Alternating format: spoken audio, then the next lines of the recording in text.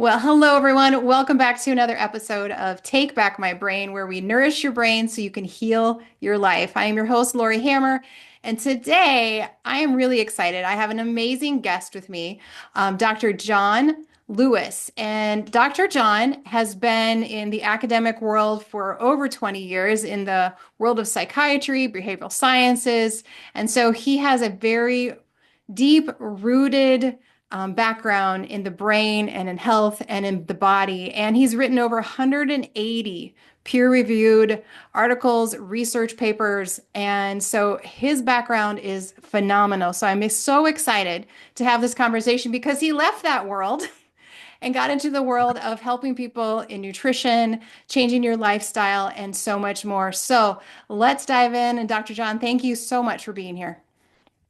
Thank you, Laurie, for having me. It's my pleasure to be here. I look forward to our conversation today. Yeah, so I have to ask, I mean, that's a very impressive career in the academic world, and you left it all behind. And so I would love to know how and why that happened. Well, I would say it happened for a couple of reasons. The biggest of which, of course, is for those of your listeners who are not familiar with the way academic research works. It's all about All money, about the right? I money, mean, right? Yep. it's all about funding. And so for somebody like myself, who was at the University of Miami for many years, doing all of this research in nutrition, dietary supplements, and exercise, you could definitely have called me a black sheep. Like there's no Yeah, you're probably not sugarcoating. at the top of the popular list. That's exactly right. Like if you're not doing drug or genetic research, you are definitely a black sheep. And so, Hmm. and again, especially at a conventional place like the Right. University of Miami that gets a lot of funding from big pharma. So I was lucky. I was fortunate enough to meet a few people along the way who helped me create that niche of the work that my colleagues and I did for a many number of years. Hmm. But unfortunately, Laurie, it kind of ran its course. I mean, we ran that study in Alzheimer's disease that I want Yeah. to talk to you and your listeners more about today. Yeah. Excuse me. But ultimately, that study was kind of like the beginning of the end of my academic career. I didn't really appreciate or realize it at that time, and I can get into more of the details I would about, love that. Yeah. but it really was the beginning of the end because the only reason I can even talk to you about that study was due to the generosity of one family who made a donation for us to do a study in Alzheimer's disease. And then Wow. we made, we conducted this study, we made some incredible discoveries. And then guess what happened after that? I tried two times with NIH, two times with the Alzheimer's Association to extend our work to Hmm. continue really exciting line of discovery. And you know what I got in response? Nope. Shocking, isn't Cricket, it? nothing, zero, Nothing. zilch, Because they're nada. not interested in solutions. They're not interested. They have no So interest in frustrating. nutrition. Yeah. So again, that was kind of the beginning of the end of my academic career. I didn't Yeah. really appreciate it at that moment, but over a couple of more years, I realized, hey, I'm not spending the rest of my life banging my head against the wall, making it bleed, trying to get these so-called experts to acknowledge and appreciate what we've got on our hands here. And so ultimately, I made the decision to go, strictly as an academic scientist all the way to the other side as marketer, businessman, entrepreneur, whatever you want to call me, but Now you're with a really the very black sheep. solid base. Yeah. Oh, that's fantastic. I love that. Can you talk a little bit more about your study on Alzheimer's? Because I'm so fascinated by it. Well, let me, if I may, I'll just give you a little bit more context about how that Okay. all happened, because I think the context is important of how I got to that place. So Perfect. I met a gentleman by the name of Dr. Reg McDaniel about 20 years ago who was a is a pathologist by training. And then in the 1980s, about 40 years ago, he met a group of guys at that time who had HIV and they were taking this aloe vera product. Hmm. They had no viral load and their CD4 cells were normal. Total medical heresy. Like, how do you explain that? Right. And Reg, being a pathologist, he didn't really have any interest in nutrition or dietary supplements at that time. But fortunately, these guys would not take no for an answer. They wanted to work with him to try to understand why this product was helping them be essentially virus free. I Virus mean, free. Yeah. they essentially had no sign of the virus. And so it ended up changing Reg's life. He ended up basically leaving pathology as his profession and practicing nutrition. Wow. And what he and his colleagues, mostly at Texas A&M at the veterinary school there, discovered over many years was that these polysaccharides from aloe vera, these complex sugars, had very significant effects, mostly related to the immune system, and then how that related to other major organ systems. And then fast forward like 20 years later, he and I meet through a mutual friend. We become very fast friends, and still to this day, the man is 88 years old, still going to his Mm, office, still fighting the good fight, trying to help people and raise money for research. But Reg and I just became so close, and he mm. shared with me his story and his journey of how these complex sugars from aloe vera were so dynamic and so beneficial for people. And so then a couple of years later, he was giving a lecture, he was giving a talk about some work that he had done with people with Alzheimer's and Parkinson's. And there was a lady in the audience who heard his lecture. She and her husband got to know him. They had money, they wanted to donate to research, and they said, "Wow, what you're doing, Dr. McDaniel, is really exciting. Yeah. So we'd like to make a contribution to research. We just asked you to do it in Alzheimer's because we've lost 4 family members to this tragic disease." Wow. And Reg at that time had no affiliation with a university or any research institution. So I was, as they say, in the right place at the The right right time. time. Yep. Reg called me up and said, "John, we've got an incredible opportunity here. We have a family that wants to make a donation to research, excuse me, and we just need to run it in Alzheimer's." So being here in Miami and South Florida, we have, of course, Yep. unfortunately, lots of elderly people, Elderly people. Yeah. a lot of older people with Alzheimer's. So, easy area to recruit from. And so Reg and I, in our vision of how we would do this study, we wanted to study the people that were most impaired. Mm-hmm. So, as you probably know, Big Pharma really doesn't care about those people, right? Right. If you have mild cognitive impairment or maybe mild dementia, you're still kind of in that area where Big Pharma wants to test you and Right. see if they can come up with something. But once you hit that moderate severity and certainly severe severity, There's you're kind of nothing. like you're lost. Mm-hmm. Your Big Yep. Pharma has no interest in you. And Right. so we conducted the study in that population. We put them on our formula for 12 months. We tested their cognitive function at baseline, 3, 6, 9, and 12 months. And as you know, cognition is much more than just memory. A lot of times Right. people think they're synonymous. They're actually not. Not. Short-term and long-term memory are only 2 aspects of all this that we call cognition. We use the ADAS-Cog, which is widely considered to be the gold standard for assessing cognitive function, particularly in people with dementia. It's been published in, gosh, hundreds, if not thousands of articles at this point over the last several decades. Yeah. And then we drew blood at baseline in 12 months. Unfortunately, our budget was limited. We couldn't draw blood at 3, 6, and 9. But Laurie, what we ended up showing was truly outstanding. I mean, it was beyond anything we expected. At 9 and 12 months, we showed clinically and statistically significant improvements in cognitive functioning. Wow. That's unheard of. That is unheard of because it literally doesn't happen. You Yeah. can compare that to the 5 FDA approved drugs for dementia, which, as you know, basically do nothing. If you're lucky, they'll delay progression of the disease for a little while, but the person Yeah. continues falling off the cliff. You can compare that to any type of diet, any other dietary supplement, exercise, hyperbaric oxygen, red light therapy, acupuncture, music, whatever. It doesn't matter. You can literally, and I always kind of issue not an aggressive challenge, but just sort of, Yeah. my own friendly challenge to people, like, go to PubMed yourself, do your own literature search, and you come back to me and you tell me if you found any other intervention, treatment, therapy, whatever you want to call it, that showed something similar to our findings. It does not exist. Right. You will not find it. I know that Dean Ornish's group recently ran a study. I wish I could get the same amount of publicity that Dean Ornish gets, but they did a We'll lifestyle work on it. intervention. Yeah. Right, exactly. They did a lifestyle intervention study with mild cognitive impairment, which again is not even Not dementia. what you That's did. Mm-hmm. exactly totally different population. And that's why I'm, again, grateful for our time together to continue building the awareness around our research, because it is just so incredibly powerful for anybody who's had a family member, a close friend, someone in your circle of Yeah. some people that you know who have had dementia or Alzheimer's. It is just a horrific disease. And there's no, from a conventional perspective, I mean, gosh, forget a treatment. The scientific community can't even agree upon what causes it.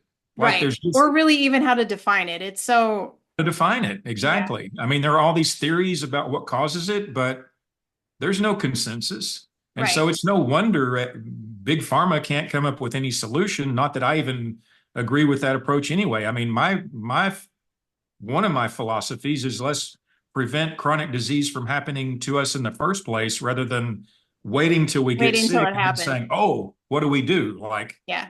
how do Be how proactive. do you deal with that? But when you look at Alzheimer's, it's now the sixth leading, maybe even higher than that, the sixth leading killer of Americans. Yep. It's costing us somewhere between 500 billion and $1 trillion per year in direct and indirect care costs. Yep. It is incredibly financially devastating. And then it not only kills the person with the disease, it is so detrimental to the primary caregiver. The primary Yeah. caregiver of someone with dementia or Alzheimer's has far worse health outcomes than any other caregiver type. So Yeah. it doesn't just kill the person, it kills the caregiver, and it's wrecking us from a financial perspective. I mean, it's right there with cancer, heart disease, Yep. everything else. It Yeah. is just tragic on so Yeah. many levels. It is. Well, and I have a personal story in that. My mom, she died of dementia 2 years ago. And I'm it so sorry. thank you. But it was hard. I mean, we kept her at home the whole time. I mean, because that was like during COVID and stuff. There's no way we were going to keep her at home. But Mhm. you're talking about the caregiver. I watched my dad. I mean, I helped too, but I didn't live with her, and we had beautiful, women that came in to help care for her. But, he's okay. But just to see him, the burden on him and the finances of all of it. And, the medical community had nothing to offer. We had been dealing it with That's with right. it for years and saw some good progress, with nutrition and, biohacking therapies, all those kind of things. But in the end, we lost her to it. But it was an awful journey. It was really an awful journey. And if we can do anything to prevent that for somebody else, I am 100% on board. So I really, really appreciate everything that you have done and that you are doing to make, more awareness of this. Well, I'm sorry what happened to your mother. I'm sorry we didn't meet years ago. Maybe we could have helped her, but Yeah. yeah, Yeah, so I don't have to tell you anything. I mean, you already know how personally just horrific this disease is. it And is. It's awful. I really, it just, and again, that's kind of, I don't get angry about it anymore. I mean, that's many years ago now. My anger is long since Yeah. subsided, but I got so angry, especially with the people from the Alzheimer's Association. Maybe I can kind of give the NIH people a little bit of, a Maybe. benefit of the doubt, I don't know. but it's like and Laurie, we presented like when we were submitting these grants, these were grants with data. I mean, we had already collected these data. We had showed, hey, look, we can do something here with a dietary supplement that's inexpensive, has no side effects, and has actual efficacy. Like, Right. what more do you want? Like, hello. Yeah. And then just to get nothing from those people in response was just so at that time I was so angry. I mean, Because it you was had just the like studies behind it. It wasn't like you're some Joe Blow off the street saying, "Hey, this is a fantastic." You have all this that's anecdotal stuff. You had the actual studies of it. that's right. And Yeah. now so we've now published four papers from the Alzheimer's study, three Wow. papers from the multiple sclerosis study. I mean, I would put this product we now call daily brain care up against anything else in the world, really, in terms of Hmm. the amount of work that has gone into validating it and actually proving that it actually works, as opposed to, like you just said, being, taking a shower one day and saying, "Oh, hey, I got a great idea to make money and, sell people a product." No, this was Yeah. not that. This was a long journey, and it's still a long journey. Like the Beatles said, the long and winding road. This has Right? been my life's work. I mean, literally up until today, and so I'm so grateful for the opportunity to share this message with people Yeah. and help people to understand that there are actually possibilities out there. And I think it's also maybe a good point to mention to your listeners that I want to make sure people are clear that I am not talking about using nutrition to treat disease. This is a Right. very different approach, right? So Yeah. the typical disease-centric model that is, FDA, big pharma, not approved, but just their mission, if you will, is you take one chemical, you manipulate a metabolic pathway to treat a symptom of a disease, which then causes all these other side effects. That's just the textbook Hmm. definition of a drug. The nutritional model, as you know, says you provide all of these raw materials to the body. The genes interpret that information, and then they guide the cells in how to function. And then that's giving the body the opportunity to restore, repair, and heal itself, Right. return to homeostasis. So these are completely different Completely approaches. different. Hmm. Please, no one say, "Oh, Lewis said you could use nutrition to treat disease." I'm not saying that at all. Right. Yeah. I love the fact that you made that clear because it is vastly different. It's vastly different. And we have to Completely kind of different. unlearn that and to unhear that, because we're very indoctrinated with that disease pathology model for sure. That's So right. I want to get into tell us about these sugars. How do they So work and what are you doing? yeah, exactly. Well, let's talk about sugar in general just for a minute, Okay. because I don't know about you, but it drives me crazy when people misuse the language. In my opinion, sugar is one of the most misused words, I certainly in Yeah. nutrition, if not in the entire health and wellness industry. And so people need to understand anytime you hear somebody say all sugar is bad for you, that is not a true statement. I'm sorry, Right. it's not a true statement. Processed sugar is bad for you. The bad sugars out there are I even hate you'd redefine that because I know you have a better way of saying it. Well, remember, there are four types of sugars, right? There are Yes. monosaccharides, disaccharides, oligosaccharides, and polysaccharides, which is what we've studied the most of. But also remember, sugar, saccharide, carbohydrate, those are synonyms. Generally speaking, those are synonymous terms. And so when somebody says all sugar is bad for you, what they probably mean, I mean, again, I'm going to give them the benefit of the doubt, is that they're lumping high fructose corn syrup, a monosaccharide, and sucrose, a disaccharide, into one One bucket group. along with everything else. But that's a very ignorant statement. It's factually incorrect, and it's just simply not true. The polysaccharides, look at the two roots of that word, poly many, saccharide sugar, are these very dynamic, very complex compounds that, again, my colleagues and I have studied from aloe vera and rice bran.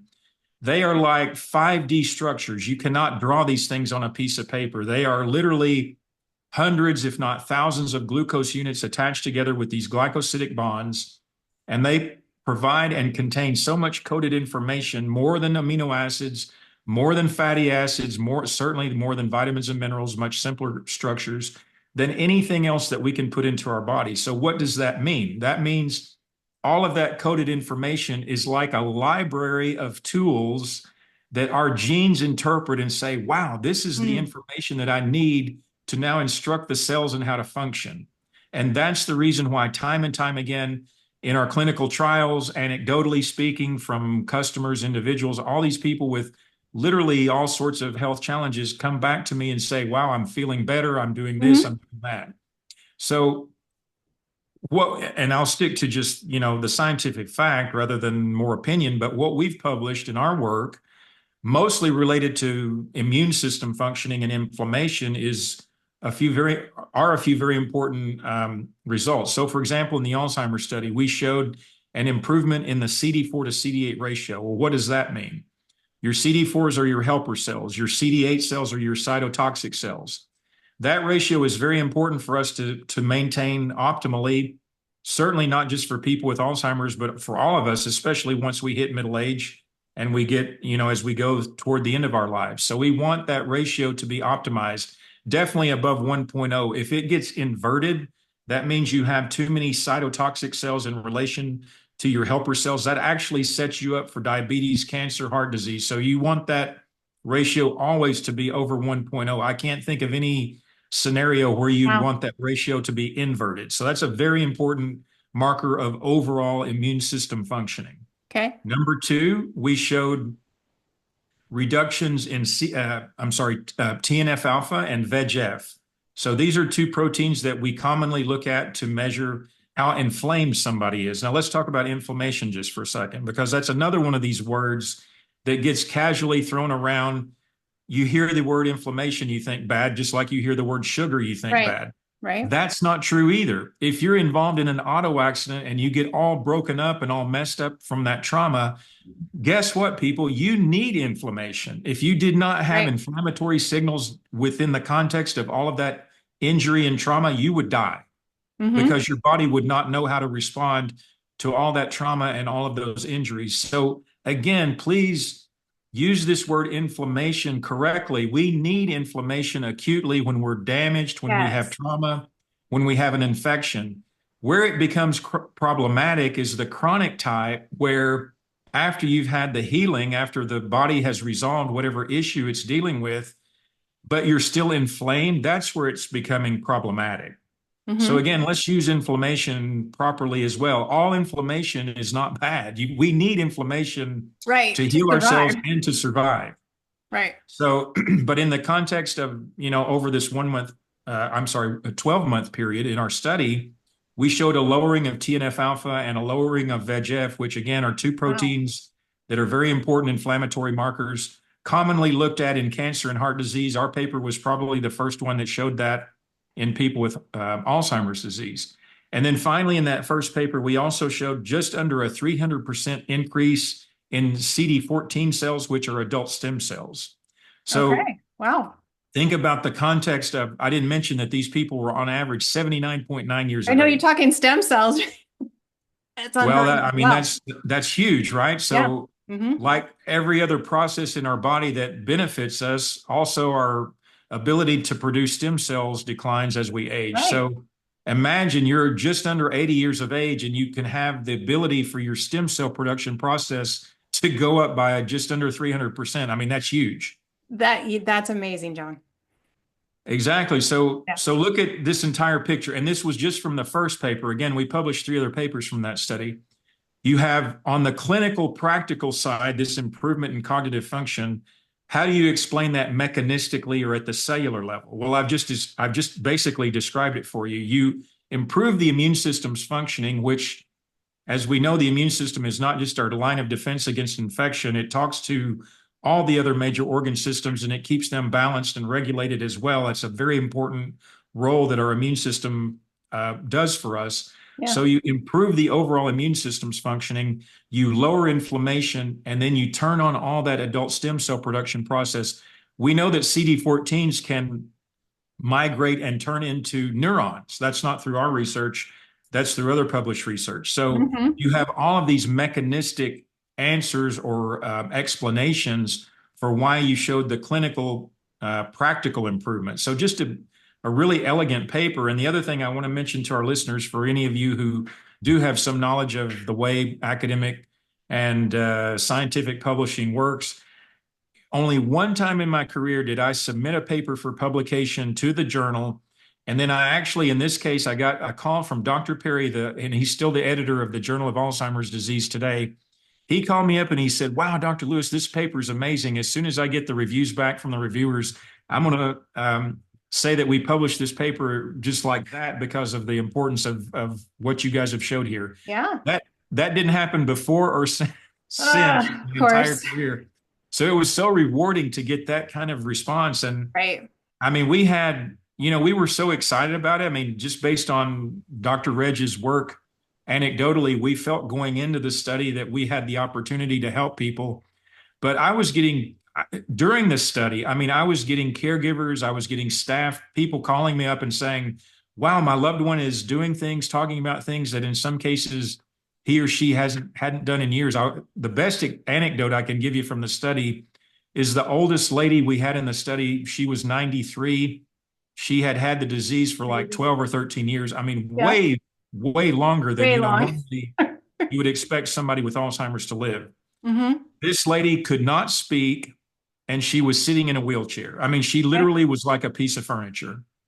And so we enrolled her in the study. And, of course, by then she had tried every drug, every other type of treatment or therapy, socialization, all these other things Sure.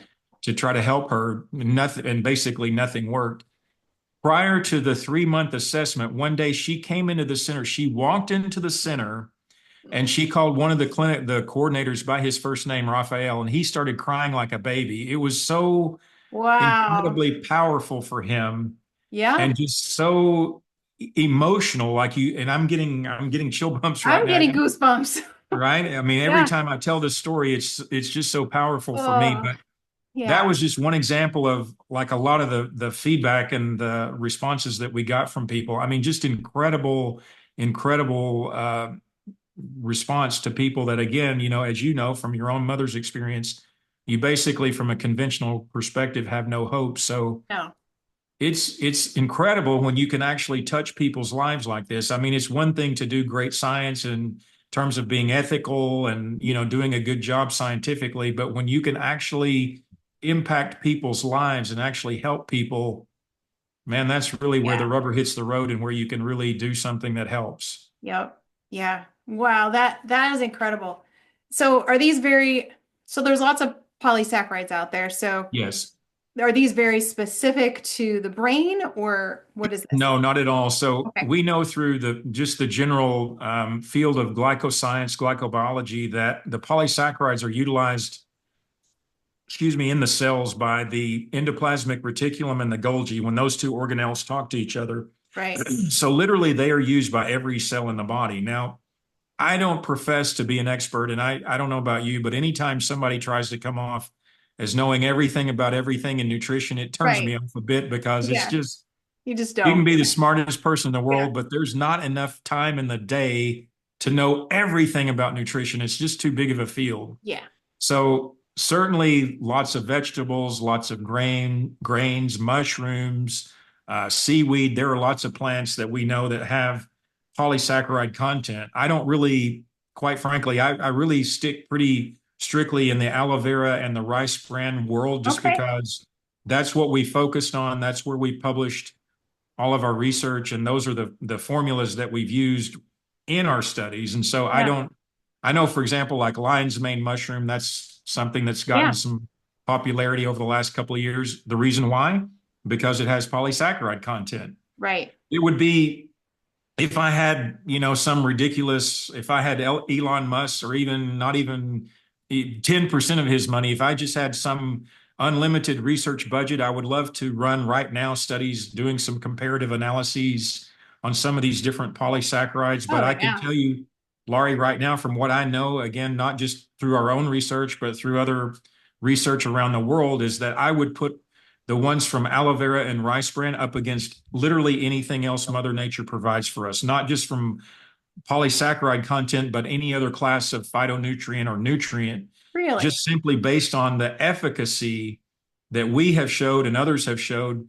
And then not only that, but like the other thing that I don't know about you, but and working with your clients, I can imagine, but for example, people love their whatever it is, their Starbucks latte or something that they Yes, you spend do. Yes. 8, 10, $12 on, whatever those things go. I don't drink them, but whatever they I don't go either. for. Yeah. And when you compare like the money that people spend on drinks like that or some preferred meal or something compared to what a dose of daily brain care costs and the level of health promoting benefit you get from that, there's no comparison. No comparison. Yeah. And so, a lot of times when people, talk about those kinds of issues, I say, well, what are you spending your money on? Like, Hmm. how well are you feeding yourself generally? And then adding daily brain care into that routine, really from a financial perspective, unless you're destitute or Right. homeless, that's a different story. But, really from that perspective, it's a no-brainer, no pun intended. Right. Right. So in your studies, was it only the polysaccharide supplementation that you were doing? Did you change their diet? Did you change their exercise level? Were there any other components to this? Great question as well. I'm glad you brought that up because it is very important to mention. So in all of our studies with the polysaccharide formulas, we only introduced the dietary supplement into their daily routine. We didn't Okay. change their diet, their exercise, their physical activity habits, their medications. We didn't manipulate any other variables. So for us, that was very significant in terms of Yeah. the validity of the finding to say, this is what we intervened with. these are the changes, and this is how we can attribute the change to to manipulating a bunch of things all at once, like the Dean Ornish model. I mean, I Right. love it. I love what they do. They've had some incredible research over the years, but you have all these things changing at once. So you really don't know, how do you attribute this percent to Yeah. exercise and that percent to diet and that percent to stress management. You don't, it's difficult to understand how much the effects occurred based on all these different manipulations. It's very difficult. In our case, it's way simpler. And I can also tell you and your listeners that comparing the research that we conducted on the polysaccharides versus some kind of exercise training study or some kind of dietary education, dietary manipulation study, the Hmm. dietary supplement studies were always way easier, because think about the average American, getting him or her to do something like just taking, Consistently every day? No way. yeah, just take a dietary supplement every day Yeah. compared to, showing up at the gym 4 times a week or making all these dietary changes. I mean, wow, that's, for a lot of people, that is really difficult. And that's not something that you can so easily test just in the confines of a study unless you've got really motivated, really dedicated test subjects. I mean, some people are that, but I'll tell you, the average person is not. And, humans are humans. We, make mistakes. We have schedules that change all the time. And, we wake up some days feeling like we just want to stay in bed all Yeah. day. So Yeah. getting humans to change all those behaviors compared to just saying, here, just take a dietary supplement every day. The difference between the two is like night and day. Right. Right. So I would love to hear a little bit about your formulas that you have right now. So daily brain care has been the flagship formula that we've been promoting. So Dr. Lewis Nutrition, I started that. Let's see, that's going on 4 years ago, actually. So it's been a Okay. while now, but we've really it's kind of like the difference in marketing model of you go really deep in a very narrow lane, or you Hmm. kind of stay shallow in a very wide lane. So we Right. we chose the former, to stay very deep in a narrow lane, in the sense of just focusing mostly with daily brain care. We are now actually in the process of expanding to a few other products. Like, we're coming out with a curcumin product, a D3K2 product, an AGCG product. Those are all enhanced with a liposomal technology that my partner has, that he and his father created to enhance bioavailability and absorption. And then we have daily immune care coming out. So we have a few other things coming out, but daily brain care has been the flagship formula, simply Okay. because it has all of this research behind it for over the last nearly 20 years. Yeah. And in addition to the polysaccharides, it includes things like flaxseed, Nice. tart cherry, Dioscorea, which is a wild yam, Yeah. N-acetylcysteine, ultra terra clay, which is an incredible Wow. material, and citric acid. So there are a number of other complementary nutrients in it. The other thing that people should understand is this is not a magic bullet, in the sense of, I'm sure you deal with this all the time. People always want to know what that one thing One is. thing is, That yes, one thing. one thing. Nutrition, physiology, they don't work that way. Our No, cells not at need all. lots of things all the time at the same time. And if you're just only focused on that one thing, like just polysaccharides, yes, of course, we could make a difference just giving people the polysaccharides by themselves, but the cells need lots of things to function properly, as you know. So this is the rifle approach, as opposed, I'm sorry, this is the shotgun approach as opposed to the pharmacological sniper rifle approach. It's a There you totally go. different, Yeah. model or paradigm, if you will, going back to what I said earlier about the difference between nutrition and pharmacology. So it's a very comprehensive formula. It's not meant to be Centrum or, one a day. It's not a Thank multivitamin and goodness.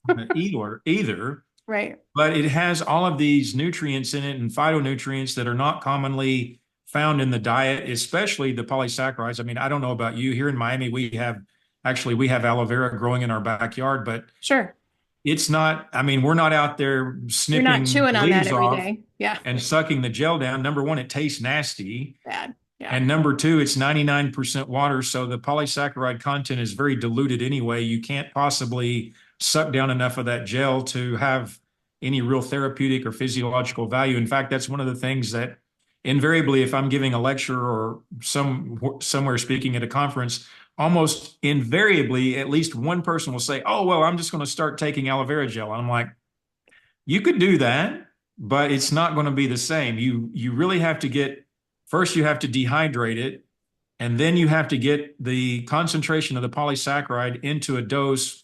It's not that much, a couple of 100 milligrams, but at least enough to where the cells can now respond to it and do what they're Sure. supposed to do. So again, this is really why, and this is one of the arguments for dietary supplementation, actually. I mean, even in the case of rice bran, I don't know about you. I actually like eating brown rice a few days a Yeah. week, but you're still probably not going to get enough of the rice bran content in eating a half a cup or maybe even a cup of brown rice every day to really have a therapeutic benefit. You need it concentrated into a dose where you can now enjoy the benefit from that, like what we've showed in our studies. So I think I'm also not saying you can supplement your way to good health either. You still have to eat Right.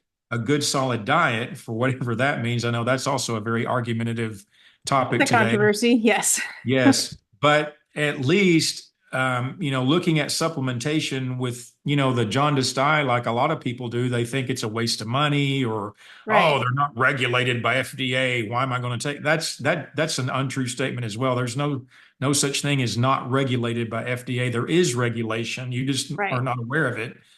Or any other reason that people come up with that they think they shouldn't be taking a dietary supplement. But I can tell you for a fact, I mean, in my own personal case, I've been on my own formula for over 10 years now. My mother's been on it longer than that, maybe about 13. I've had my wife on it since she was pregnant over 5 years ago. When our daughter turned 6 months of age and we started introducing solid food in her diet, I started her on it. She's going to be Wow. turning 5 in March. Yeah. So this is literally, It's a fetus staple. to Hmm. infant to toward the end of life to all of us in between. I mean, if you can open your mouth and swallow, you can benefit from these polysaccharides. And Right.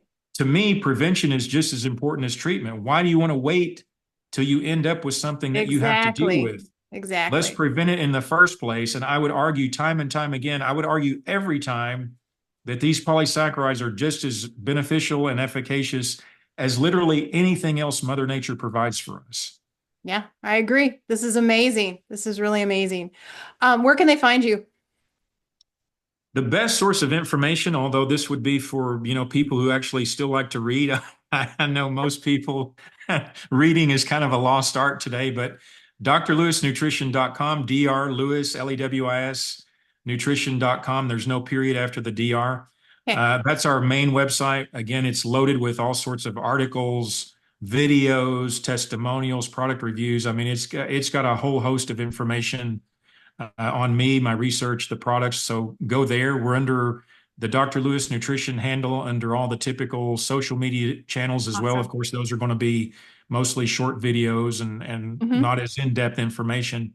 And then if people have questions, I would first say go to our FAQ section on our website. We have literally a ton of information there. But Okay. if you still have more questions, you can email us, you can give us a call. I'm happy to help people with any personal or individual issues that they have. But I'm just grateful to have this opportunity to share with you today, and thank you for the time. And I'm happy to help anyone any way that I can. Awesome. And all that information will be in the show notes for everyone listening. And this has been a fantastic conversation. Thank you. Thank you. Thank you. Thank you so Like I much. said in the beginning, I admire your work. I appreciate everything that you're doing. And I'm looking forward to using your products and sharing that with my clients as well. So thank you. Thank you.